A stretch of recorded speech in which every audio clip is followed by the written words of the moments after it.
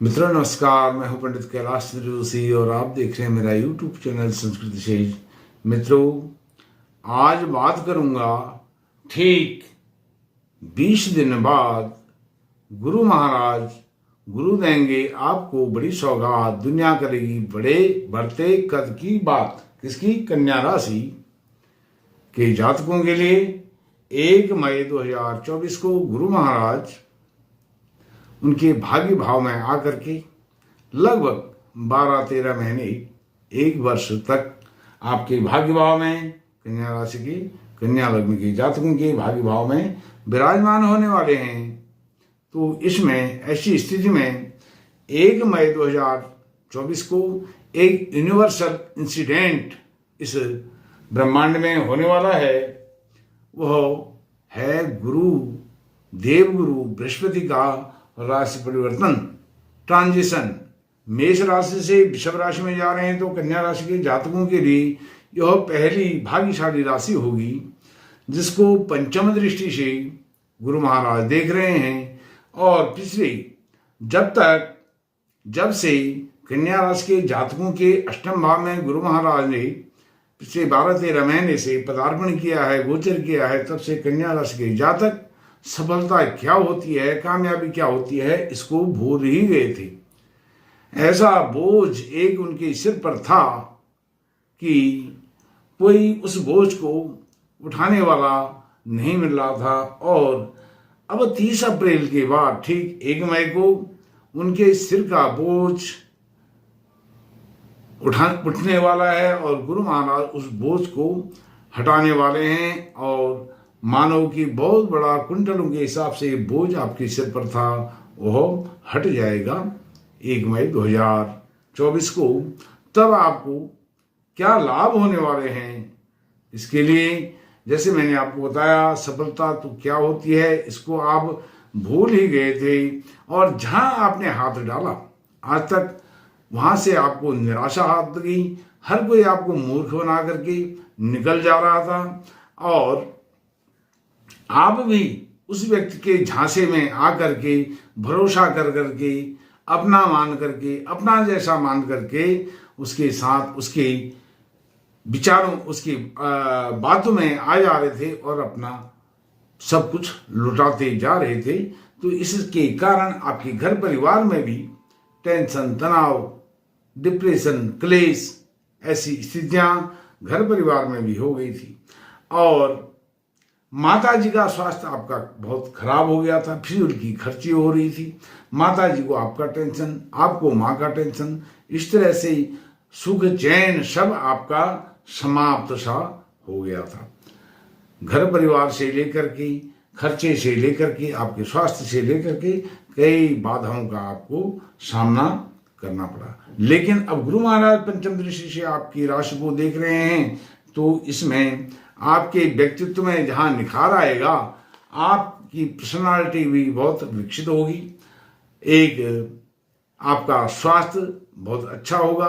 स्वास्थ्य की दृष्टि से यह बहुत अच्छा गोचर है, क्योंकि गुरु की जो दृष्टि है, गुरु महाराज पंचम दृष्टि से आपकी राशि को जहां पर देख रहे हैं और गुरु महाराज केंद्रेश होकर के आज तक उनको केंद्राधिपति दोष के कारण वह पीड़ित थे, अष्टम भाव में थे। लेकिन अब वह कारक ग्रह की स्थिति में कन्या राशि के जातकों के लिए वह गुरु कारक हो जाते हैं। जब वह नवम भाव भाग्य भाव में विराजमान हो जाते हैं तो ऐसी स्थिति में आपके लिए कारक ग्रह की कारक अर्थात लाभकारी ग्रह आपके लिए हो रहे हैं, क्योंकि कन्या राशि के स्वामी बुध हैं और बुध वाणी के कारक हैं और गुरु ज्ञान के हैं। ज्ञान और बुद्धि और वाणी जब एक साथ मिल जाती है तो सोने पर सुहागा हो जाता है।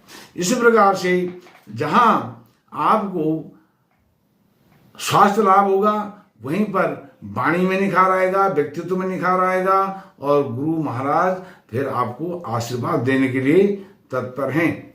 और बुद्धि विवेक से आप काम लेंगे, नकारात्मक सोच सब दूर होगी, यश मान प्रतिष्ठा आपकी बढ़ने वाली है और साथ में रोग प्रतिरोधक क्षमता जो इम्यूनिटी है वह आपकी बहुत बूस्ट होने वाली है, क्षमता बढ़ने वाली है।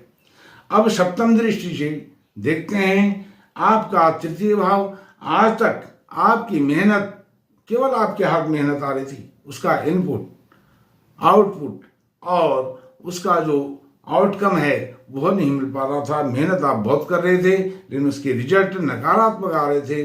केवल मेहनत ही मेहनत करनी पड़ रही थी। आपकी क्षमता के अनुसार आप क्षमता से भी ज़्यादा मेहनत कर रहे थे लेकिन रिजल्ट उसके कुल मिलाकर के आपको नहीं मिल रहे थे। और वह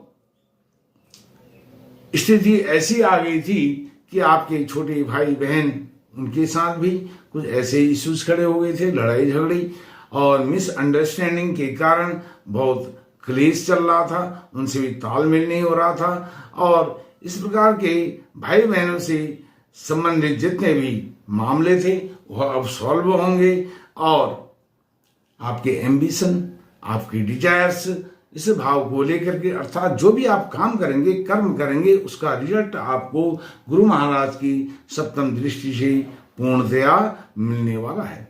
और रहन सहन में आपका एक अच्छा ऑरा होने वाला है, अच्छा बदलाव, सकारात्मक बदलाव। रहन सहन आपका अब होने वाला है, ऊंचा होने वाला है। और अचल संपत्ति से कोई विवाद चल रहा था वह विवाद भी आपका अब सॉल्व होगा। गुरु महाराज की जो आशीर्वादात्मक दृष्टि है उस आशीर्वादात्मक दृष्टि से आपका बहुत कुछ अच्छा होने वाला है।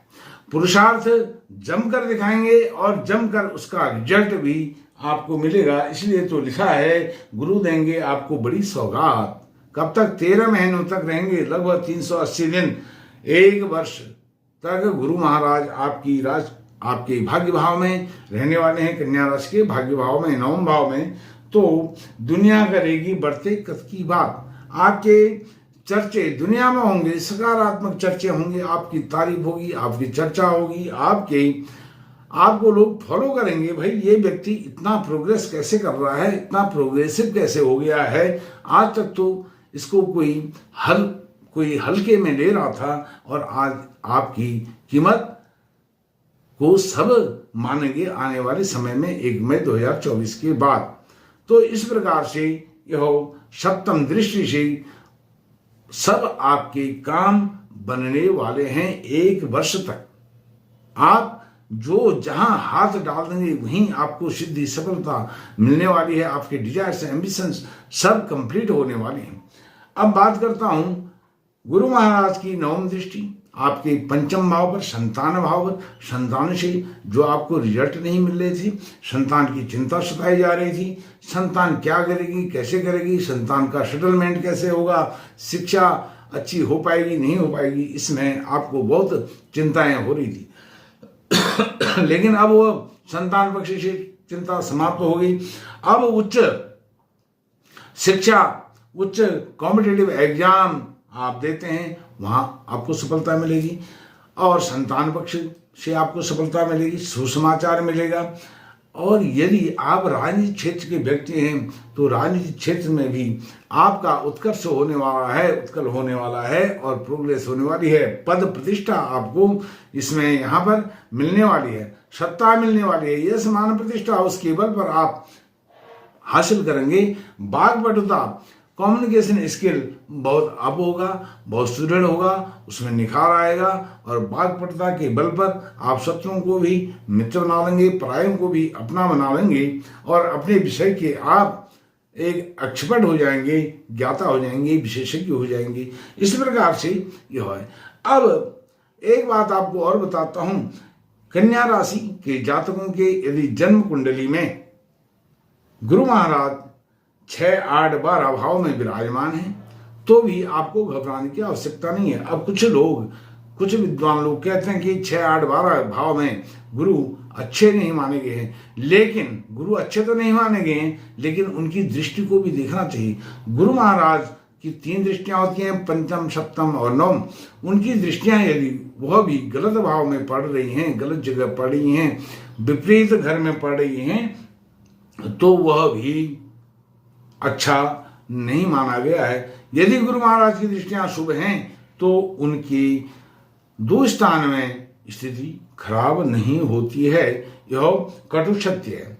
अब गुरु महाराज नीच के होते हैं जहां 10 का अंक लिखा हुआ है। 10 अब कन्या राशि के जातकों के लिए कोई भी लग्न हो सकता है, तो 10 का अंक जहां लिखा है वहां गुरु महाराज नीच के हो जाते हैं, और जहां गुरु महाराज 4 का अंक जहां लिखा है आपका आय भाव, उसमें गुरु उच्च के हो जाते हैं। इस प्रकार से उनकी दृष्टि को देखे बिना ऐसा कहना गलत है।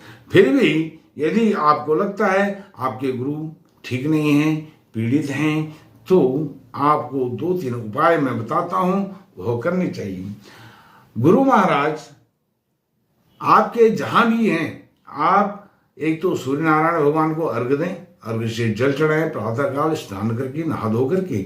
और दूसरा, ओम नमो भगवते वासुदेवाय मंत्र का यथाशक्ति जितना अधिक हो उतना जप करें। तीसरा, आप विष्णु सहस्त्र नाम का पाठ करें। यदि पाठ नहीं हो सकता है, भगवान विष्णु के सहस्त्र नाम अर्थात 1000 नाम उनका पाठ करना है। उनका पाठ नहीं कर सकते हैं, आजकल बहुत सारे सिस्टम हैं, आप YouTube पर या कहीं पर भी वहां से आप विष्णु सहस्त्र नाम के पाठ को सुन सकते हैं, श्रवण कर सकते हैं। इससे आपकी अनेक जो बाधाएं हैं, कष्ट हैं, दुख है, दरिद्रता है, दुर्भाग्य है, वह सब मिटेगा। सुख संपत्ति, ऐश्वर्य, वैभव, संतान, विजय, हर्ष, यह सब आपको प्राप्त होगा।